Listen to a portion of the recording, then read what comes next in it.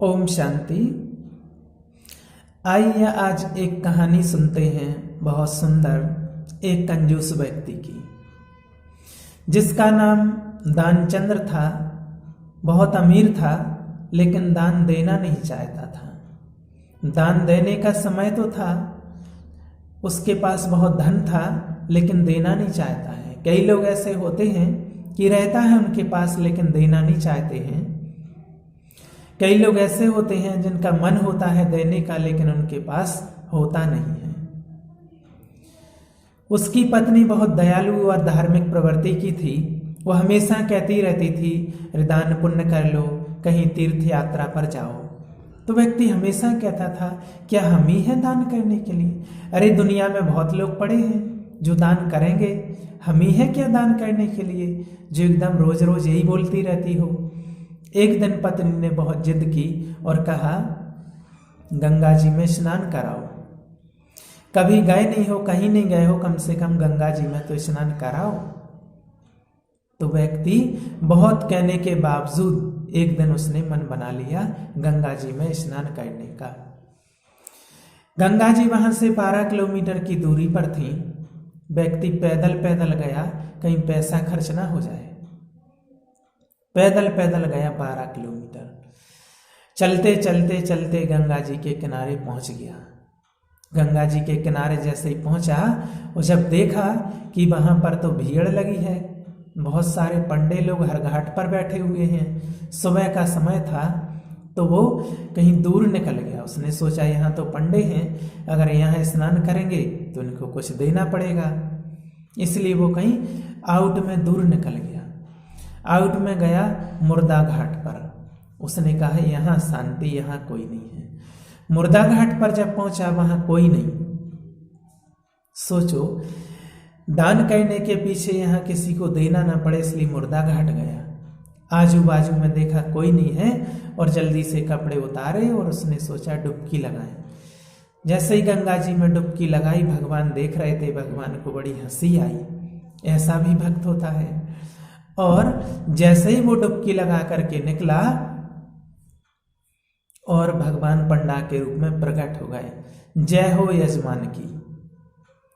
बोले यहां भी आ गए? दानचंद्र ने कहा यहां भी आ गए? बोले हाँ, ये अपना ही घाट है, चिंता नहीं करो, स्नान करो अच्छे से।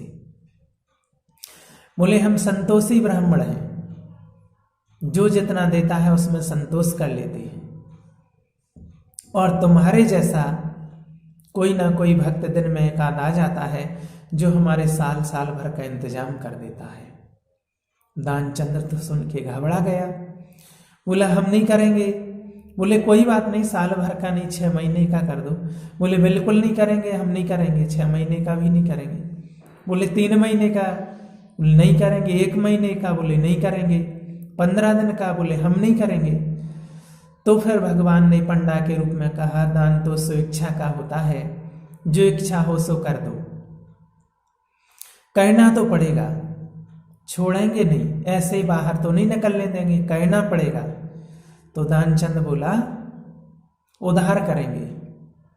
भगवान पंडा के रूप में बोले ठीक है, उधार सही, कर दो, कितना करोगे? बोले 1 धेला।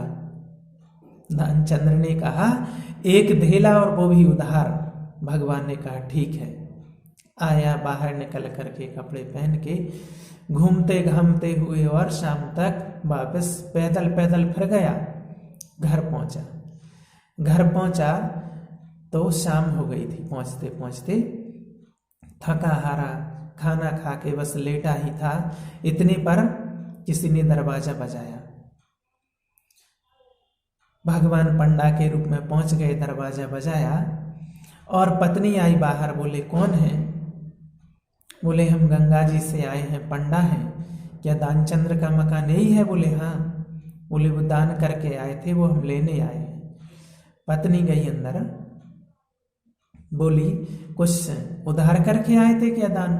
बोले हाँ। तो क्या हुआ? बोले वो आ गए लेने। बोले आज ही आ गए? बोले हाँ। बोले कितना उधार करके आए? पत्नी ने पूछा। अरे 1 धेला। बोले अरे बताओ, 1 धेला ही उधार कराए, दे दो, वो चले जाएंगे। बोले नहीं नहीं, तू चुप रहे, और उनसे कह दो कि वो तो बीमार पड़े हैं, अभी बीमार हैं, 2-4 दिन बाद आना। पत्नी गई और कहती उनकी तो तबीयत खराब है और आप 2-4 दिन बाद आना। तो पंडा बोले, अरे ऐसे कैसे हो सकता है, यजमान बीमार हो और हम ऐसी स्थिति में उसको छोड़ करके चले जाएं। हम कोई बात नहीं, यहीं रहेंगे, 2 दिन 4 दिन में ठीक हो जाएंगे। जब तक हम यहीं रहेंगे हमारे रहने और खाने की व्यवस्था करो। पत्नी ने जाके उससे बोला तो और घबरा गया कि ये तो बड़ा अजीब ब्राह्मण है, अब क्या करें। थोड़ी देर तक बैठा, उसने सोचा फिर किसी ना किसी प्रकार से इससे पीछा तो छुड़ाना है। तो वो बहुत समय का उसको अभ्यास था योगा करने का, योगा करता था। तो उसने सांस रोक ली और कहा कि जा करके कह दो कि वो तो मर गए, कि वो तो मर गए। अब पत्नी बेचारी बाहर आई रोते हुए और कहती है कि वो तो मर गए, पंडा से कहती है मर गए। पंडा कहते अरे राम राम, ये तो बुरा हुआ। तो कहा चलो कोई बात नहीं।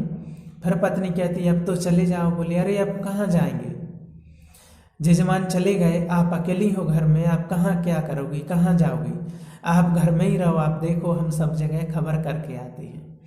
अब भगवान जल्दी से गए, सब जगह अपना रूप प्रकट किया और हर घर में खबर दे दी कि दानचंद्र मर गए, दानचंद्र मर गए। थोड़ी देर बाद पूरा गांव इकट्ठा हो गया कि चले गए। सबने देखा व्यक्ति सांस रोके पड़ा है, वो तो उसको बांध दिया, रख लिया। पत्नी रो रही कि अरे ये मरे नहीं हैं। तो सब लोग कह रहे अरे बहने तो तुम्हारा मोह है। बोले अरे सच बोल रही हूँ, मरे नहीं हैं। बोले सब लोग ऐसे ही बोलते हैं क्योंकि स्नेह प्रेम मोह रहता है, यही कहते हैं कि मरे नहीं हैं, आपका इतने ही दिन का साथ था। बोले नहीं नहीं नहीं मरे हैं, सच बोल रही हूँ। कहते कहते लोग ले गए। आगे आगे सब पब्लिक जा रही है, पीछे पंडा जा रहे हैं भगवान के रूप में, भगवान पंडे के रूप में चले जा रहे हैं और सोचते जा रहे हैं ये ऐसा जजमान तो पहली बार देखा, इससे तो शायद हम ही हार जाएंगे। आज तक हम कहीं हारे नहीं, शायद आज हारना पड़ेगा। जब अंतिम क्रिया होने की घड़ी आ गई, उसको अर्थी पर रख दिया गया है, ठठरी पर रख दिया गया है, सिर्फ आग देने की बात बाकी रह गई। तो फिर पंडा ने सबसे कहा कि हम यजमान के कान में कुछ मंत्र बोलेंगे। तो वो मंत्र बोले और उन्होंने कहा मैं भगवान विष्णु हूँ, बैकुंठ से आया हूँ तुमसे मिलने के लिए। जैसे ही उसने सुना दानचंद्र ने कि भगवान, धीरे से उसने अपनी आंख खोली, वो जो देखा कि वही पंडा, सो फिर आंख बंद कर ली।